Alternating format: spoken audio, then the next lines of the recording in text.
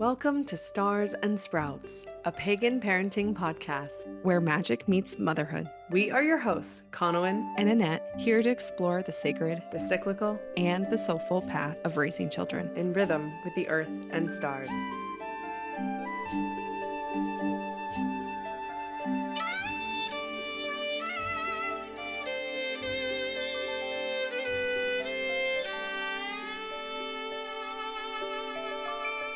Well, hello, Annette. Welcome to 2026. I think are we here? Have we made it? It is time. I think that's our recurring theme, subtitle to the podcast. I wanted to spend some time here looking backward into what has come before this. Of course, you and I decided to start this podcast this year together and really get, hopefully, locked in even more in 2026. But 2025, has been this, okay, let's step into this new venture and place. And my word for this last year was integration. And I actually think it was like, oh, you want to actually be more fully integrated? Let's give you these really tough lessons first, and then just let you figure it out after that.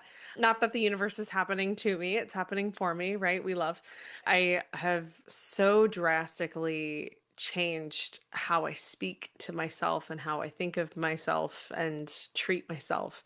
And it kind of feels like a do-over in 2026 of now we're actually integrating, but there's more of this as within, so without recognition of I don't need to try and change all of my external world. It's actually more of the same internal work that I see being magnified and reflecting outward, asking the deeper self, the deeper questions, and looking at the parts that I'm afraid to face and realizing there's really not a need to be afraid of it. It's all me. It all starts with looking in the heart and looking in the self. And I can't control what's happening outside of me, but I can show that love and attention to the parts of me that are really real. And now I actually care about them, So stepping into 2026 feels a lot more like I'm actually integrating, really doing it now. Know yourself in that heart space and that heart way. It's sort of making me think about how, especially I think in these early, well, maybe it never ends, I don't know, but something I've been feeling in these early years of parenthood is parenting myself. Yes. A lot of, I think, healing that's coming through the process of parenting. And I just found something that I wrote for this podcast when we were just getting stuff started up, that witchcraft for me is the ecstatic rediscovery of my spirit, finding it connected to all things, finding that my body is as smart as my mind, that other frequencies are available to me, and that those resonances contain transcendent love, that to live fully is to be electrocuted by 1,000 points of light, of loving attention from all living around us. The land is alive. The wind is alive. It is all alive. So. Sympathy magic. Oh my God. I have more. I was this is a trance state I was writing. And I don't know. I think about maybe sharing some of my writings here more because you should. That was exquisite. Please do. Oh my gosh. I have a habit of kind of always paraphrasing, you know what I mean? And I think that the specificity is that's where the magic is, So maybe I'll bring some more writings in the future. Stories in the new year. Indeed. Yes. How have we been asked to grow up alongside our kids, I think, is something I was pondering. Yeah. And what you mentioned about reparenting certainly resonates. Well, one thing that I've been thinking about is anger. And there's a book called Hunt, Gather, Parent. And one of the facts that stuck with me from that book is that we tend to overestimate our children's emotional maturity and underestimate their physical maturity. And I have to remind myself that every now and then. And then I got in the habit of realizing all the ways that I am so emotionally immature. And I think a big theme on some of my spiritual paths has been this concept of no one can make you feel anything. If we think of the Dalai Lama or some enlightened person, right, you kind of can see that person is stoic and unflappable, right? Anything can happen to them, and in the face of it all, they're going to be this not to say they don't have emotions, but they are in control. They're unfazed, right? Yeah, exactly. They have agency over those choices and it does not always feel that way, Right. Oh especially with anger, it does not feel like it's in control. And I think there's some very real hormone type. There is, yeah, 100% reasons for this. And so I've been thinking about choices I make, particularly with foods I'm eating and drinking, because I think that it's a lot harder for me to keep that anger in control when I'm having all the sugar and all the caffeine and all the yes or like I don't really drink anymore, but like, you know what I mean? Like just one drink, like the next day I'll notice like I might be a little bit irritable and like, okay, liver, I hear you. You know what I mean? And this is where I'm saying like the spirituality, it's like a dangerous path, right? Like everything matters, you What know, like I can't drink this anymore. Are you kidding me? Like I just want some sugar. I also am like, okay, well, what is the craving for sugar trying to tell me? But this is Right. just Oh my a very God. meandering, rambling way of saying like, as far as emotional maturity, I think that in these toddler years of parenting, it is really a mirror, right? Of like, how am I expecting you to keep your cool all the time when I can't keep my cool? Hmm. And like, why can't I keep my cool all the time? I've made huge progress, like leaps and bounds, but like, I have a lot of trouble accepting love and accepting myself. And so, something about being able to give love is very soothing to that place. And I think it's maybe making myself more receptive in turn. Yeah. Anger and love. Maybe those aren't actually so opposite. I guess. Truly. And what I read about recently with the amygdala part of our brain, it grows tremendously when we become a parent. That's the protective part of our, like, that is our mama bear rage coming out. If the area of the brain is growing that allows us to protect our children with ferocity, which, like, of course we want, naturally our rage across the board is going to increase. And so I've done this thing lately where if I get really angry, obviously I need to work with it. I had a hard time with this starting off, especially after my second birth. I was really struggling with the rage piece and feeling I used to name myself Monster Mom. I felt like I was Jekyll and Hyde at times. And like I would go into this place that was just like seeing red and it scared me. It scared the absolute crap out of me. And this year and really recently in the last couple months, as I've been working with more of the sort of generational looking backward ancestor work and feeling rage as part of that work, I've done this thing where I've started thanking my rage. It's like, okay, you're telling me something, you're sending me this message, and it's coming from a place of ferocity, of trying to protect. Maybe it's protect myself in moments that I feel that my own boundaries, my own body has been, in the moment I might be feeling violated, but it's actually more just like, I'm tired. I'm tired of being scratched and punched and kicked and loved and smothered and like all the things. And I'm trying to protect self or I'm trying to protect my kids. And I get angry because they're doing the thing that's like keeping them from being safe. And it's like, don't you understand? It's like my job to keep you safe. And there's tension there. Or in the case of my ancestors, wishing I could protect, my great grandmother when she was my age or younger, and the ferocity that my body goes through, just like empathizing with her. And so I've been trying to thank that part of myself because it's really trying to show that like I'm trying to protect what I love, what I care about. And it can be met with softness and compassion and like a recognition of what it's really trying to do. And it's allowed me the space to feel it in a safe, contained manner and not necessarily to release it. Like, I'm actually, hold on, slight pivot. I'm really sick and tired of like all of the astrology I'm seeing where it's like release, release, release, get rid of, go, like, go away. I'm sorry. Like, you're not releasing anything. You're just diluting it. You're just not looking at it. You're denying it. It's still there. Like if you start just ignoring that part of yourself, the same way if we just ignore a child's emotions, they don't go Mhm. away. You actually need to recognize, look at, this is part of shadow work, like seeing the thing and asking, like, what are you needing? What are you asking for? Why are you Yeah. feeling this way? Meeting it with compassion and with openness, not this dismiss, dismiss, dismiss. That doesn't serve anything. This actually came from, I think, gotta give her credit, Courtney Weber, who ran the Morgan immersion in 2024 in November. We did a whole fantastic meditation. What I remember I met with at the forge at the river with the Morgan was the part of ourselves that either we feared or like the being that had control over us. It was one of those meetings. And the question she posed at the end was like, what if you meet it with love? Like, what does it do? And it was just this beautiful awareness, seeing it transform before our eyes. And that whole concept of like, what if we meet it with softness? What if we meet it with love and compassion? What if it could be easy, right? Like that whole idea of flipping the narrative and saying, I'm actually going to like join with you, work with you in terms of my really scattered, crazy emotions that I really felt like I had a hard time trying to control. It's because I was trying to suffocate them. I was trying to make them submissive. And it's actually been so healing this year to take an opposite approach and to look at it bravely and just say, okay, I'll hear you out. Let's sit together. Let's figure this out together because I'm here for you. The same I way I'd be here for my child. Yeah, I've never tried that and I have no idea what would happen. Like have I ever really fully let it out? Like, I'm honestly sitting here thinking, like, how could I let it out in a way that was not contrived, right? Like, I genuinely was feeling those feelings, not trying to recreate them without it being unsafe. Sometimes I feel a choice and I'm like, am I really going to make this choice?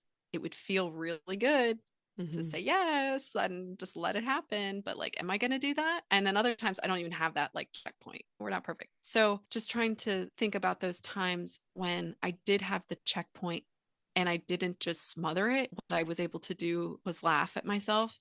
And I'm going to say it is a painful type of humility to get there because it's like, I feel like that anger is justified. I feel like I have put up with enough, or I have a lesson I'm trying to impart, or something like that. And so to just let all that very serious, justified stuff be as trivial as laughing at, it's just a different level of humility that I have only experienced. Those, I don't know, I can think of like 2 times where I successfully derailed my own anger with laughter. But I'm wondering if that is where I would end up if I met it with love more often. Does that make sense? Yeah, I mean, I actually think laughter is such an excellent way to express. Oh, well, I didn't even think of that. I was No, like you could let laughing at it, but like, myself. Could just, but you instead of could like just yelling, I could just be like, ha ha. put it in there. I feel Ooh, like that might be a good segue.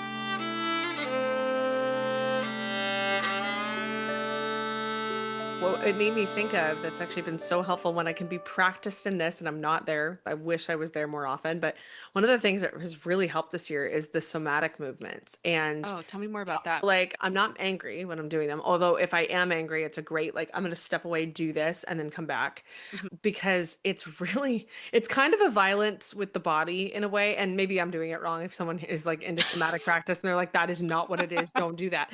I look at it like it's letting your body just like move itself so erratically that there's no control and you're putting that energy into it, but then it becomes silly and fun. And like I know there have been multiple times this year where I'm like freaking angry at my kids, and instead of doing the thing that would, be too physically harsh or be unsafe potentially, I'm just like gonna just I'll spit out gobbledygook. I'll just literally go and just like let it out in this like garbage. And my kids think it's hilarious. And then we all end up laughing. And I feel better because I said all the stuff I want to say, but like not really. But it's this, what it does too is it surprises your brain in a way because your brain like if it's asked a question or if it's given some like a puzzle, it has to like come into the present moment and solve it. Like they're starting to Mhm. prove this. And so in conversation, it's really smart to ask people questions because they become like invested in the conversation. But you can do this with these practices too, where like you give it gibberish and it like shakes up your system the same way like a gong bath works, where like the cacophony of sound is like mixing up your brain cells and then it's like into the present moment and it can assess differently. It looks at the problem with new eyes. And so one of the things I'll do in the morning is like if I'm not angry when I'm waking up, although I'm probably a little bitter about being down in my garage doing exercises in the early morning. And so I'll just shake my body. I'm just putting that energy out there and just allowing my body to shake, or it's just jumping up and down and like having that repetitive like bouncing motion.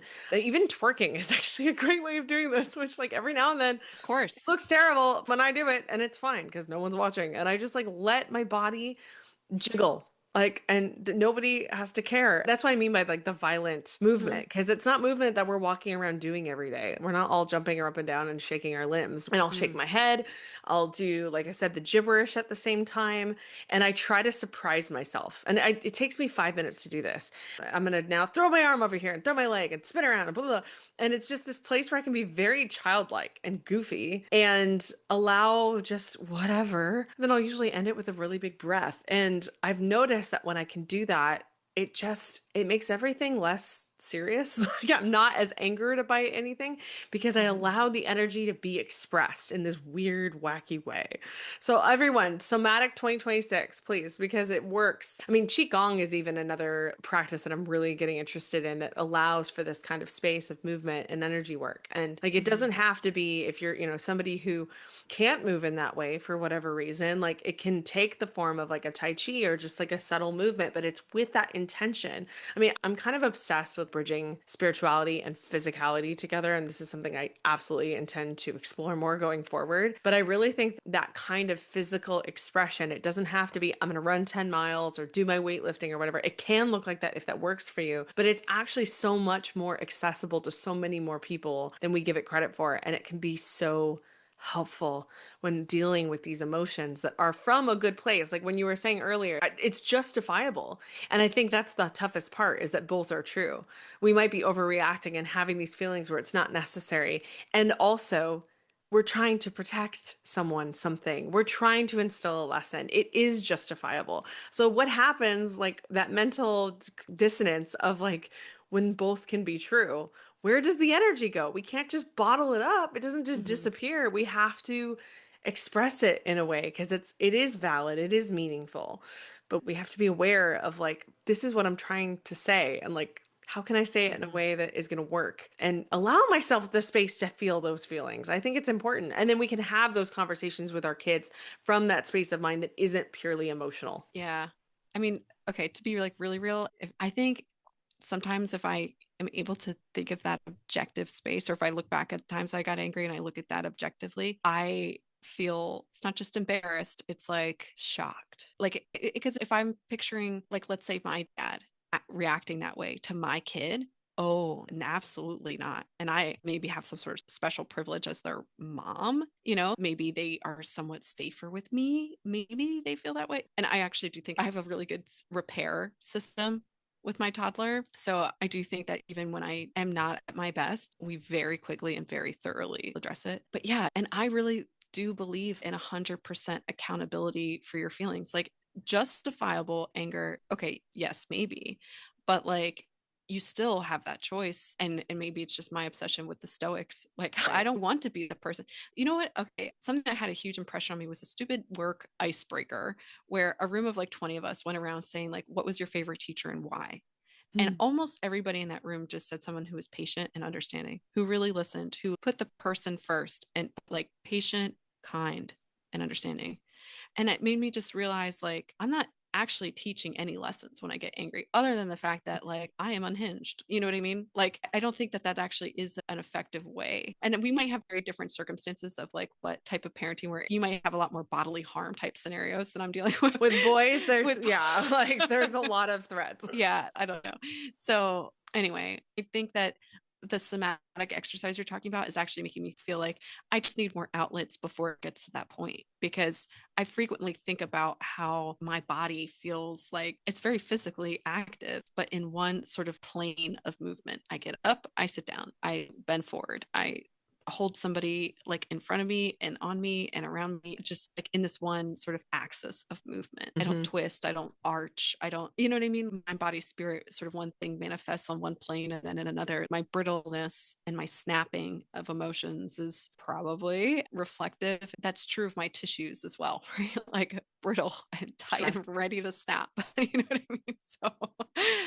So I think of like Solomon's seal for that joint support, and maybe even mullein. I've heard that the leaf is actually sometimes helpful for your discs in your Mm. spine, but it is very nice to be able to be honest about some of these less than acceptable emotions. It's Yeah, not the glamorous part of parenthood, right? It's the part that most people keep hidden away behind closed doors. absolutely.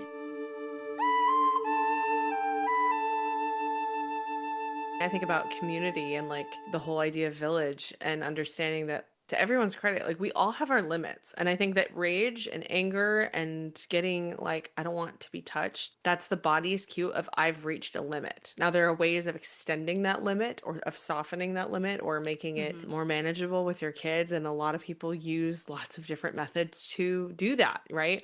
But ultimately, like we are human and we reach a limit. And that's kind of Mm-hmm. been one of my micro obsessions of like, well, how do I increase the limit? Like, where is that from? Where Mm-hmm. is that line? And like, what can I do to make that a healthier place? And then also communicate when we're reaching that.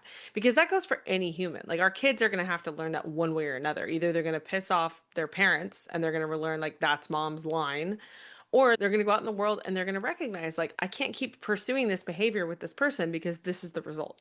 Everybody has a line. And I think that that's perfectly natural and human. It's just up to us as the individual to start communicating, like, hey, you're getting close to that line. Like, I need to step away. I need to move away. And we can take more ownership of that process.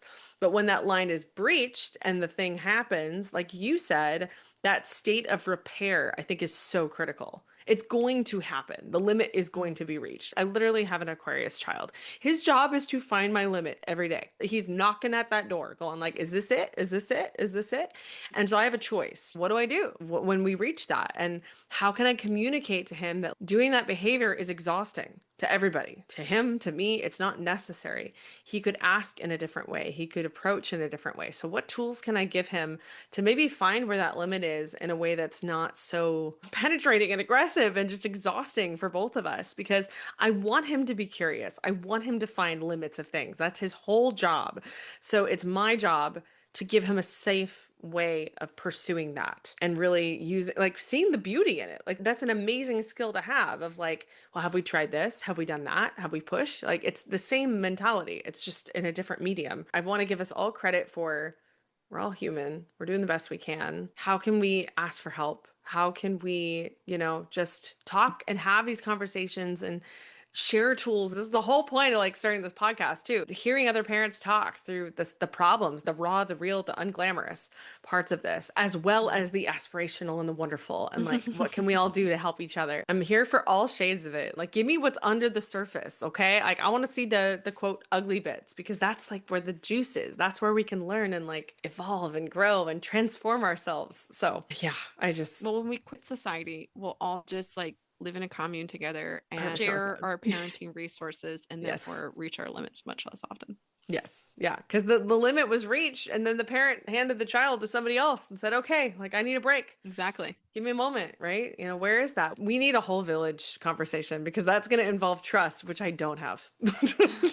Oh. And that's another type, that's a whole nother conversation, right? Is that trust.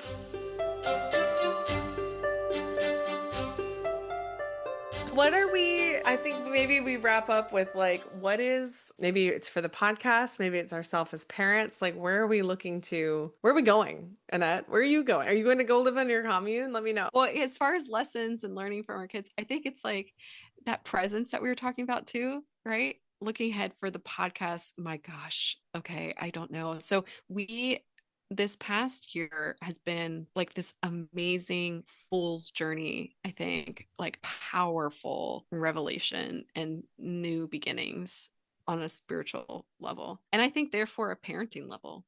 The next card is the magician. Ooh. I'm excited to see what magic unfolds. On the other hand, I feel like some of my aspirations are in the order of like a couple decades down the road. If I really want to be the crone, in a couple of decades, then I need to be taking excellent care of my body right now. Oh my gosh, right. Yeah.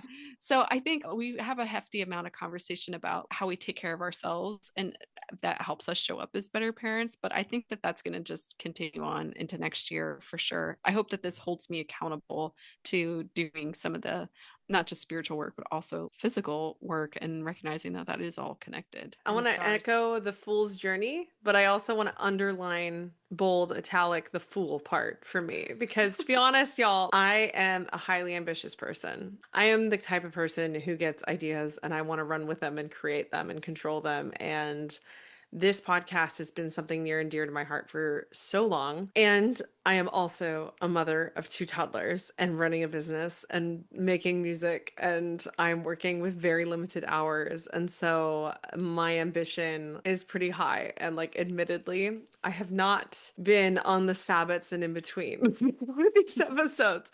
So for me, a lot of next year, I'm having a big shift. Both my kids will be in school, and I would love to promise and say like, that means I'm going to have time, but like time is silly and gets just eaten and gobbled up in ways we can never expect.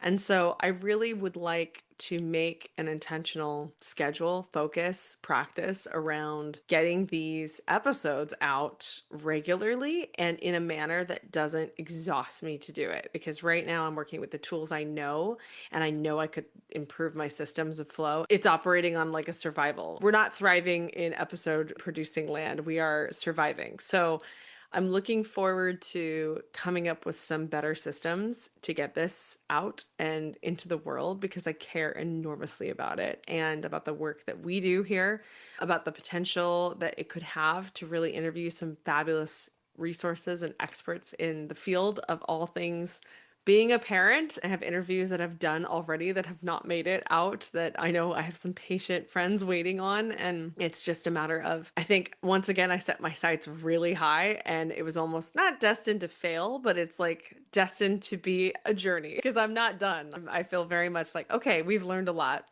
in starting this. And so now it's really a matter of sharpening up the system and making the promises I can actually keep for myself and for everyone. So that's going to be where my focus is in these first few weeks, especially of the year, and figuring out what a new system looks like. I can't wait to see how this develops, because I only see the growth potential for it. But it's been a learning process. So I want to just extend my heartfelt thanks and gratitude for everyone who's listened and kept up with this. I'm just going to keep doing this as long as I can keep up with it and find it meaningful. And I think it's incredibly meaningful and powerful. So this podcast to me is like sun card energy. This is that youthful kid that's like riding on the horse with the sun. And that's what I want it to be. And not without, looking at the hard parts. But I feel like when I get to be in the space of this podcast, that I've arrived into something that is really beautiful and heartfelt and safe.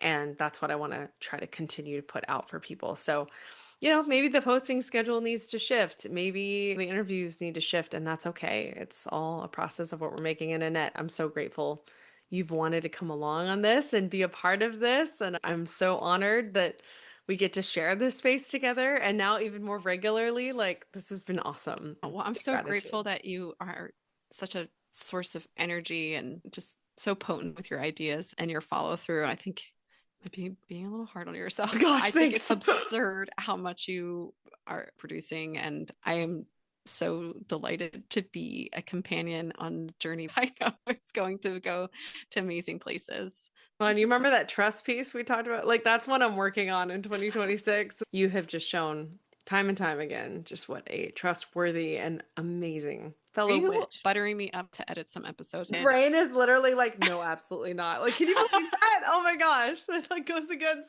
But it's more like, I don't want to burden you. Like, that's where my brain goes. Isn't that crazy?